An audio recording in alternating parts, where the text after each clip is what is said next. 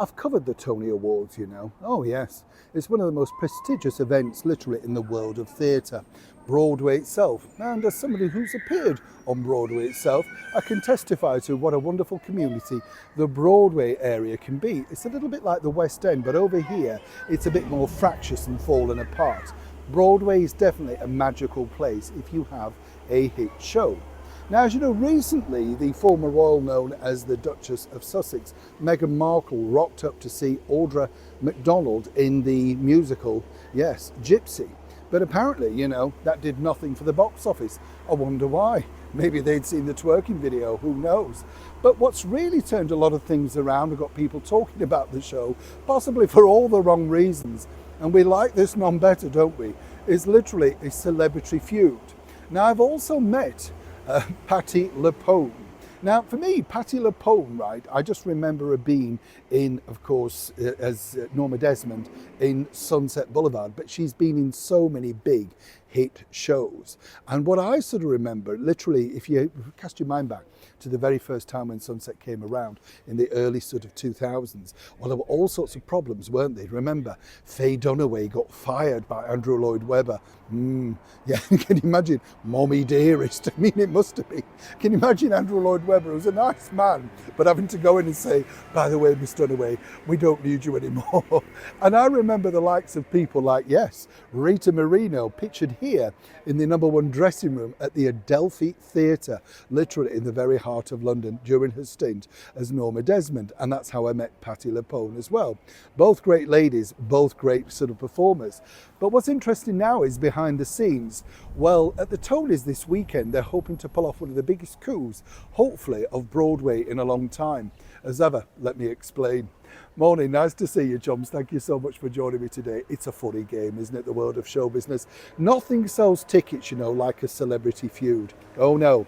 Way back, yes, in the early 60s, two of the biggest stars over here in the United Kingdom, none other than the brilliant comedian and compere, all-round good entertainer, Sir Bruce Forsyth, was put up in a panto alongside his nemesis, Tommy Trinder. And they'd both been, the hosts of the very successful Sunday night at the London Palladium, right? But Tommy had been given the boot in place of the younger Bruce, and yet they had to appear in panto at Wimbledon for the winter season. But in their contract, it stated they would never be on stage ever together. You see, these are the things you learn on this. You're going away thinking, right, that was educational. You know what I mean? Fascinating when you think, yeah, they were both big stars, but couldn't stand each other and refused to be on the same stage. Now, Patti LuPone has had to apologise because 600 signatures in the Broadway community claim that she was being, shall we say, less than disingenuous and kind or whatever to Audra McDonald, who, as I say, recently starred in Gypsy. Now, Patti also had a go at a few other people and is not really shy at coming out and saying what she thinks, whether you like her or not. At least she's very opinionated, and that kind of works, right?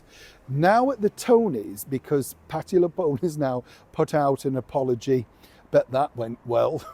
You imagine, you better apologise, lover, or your career might be over. So the idea now is that, and get this, and remember you're hearing this first, is can they get both divas to either come on stage together at the Tonys this coming weekend to present an award and fake camaraderie, fake friendship?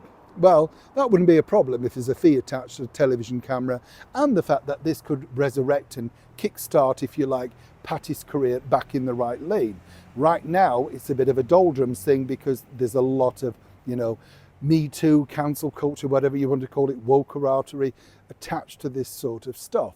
Now, both ladies are going to be approached about it today to test the water.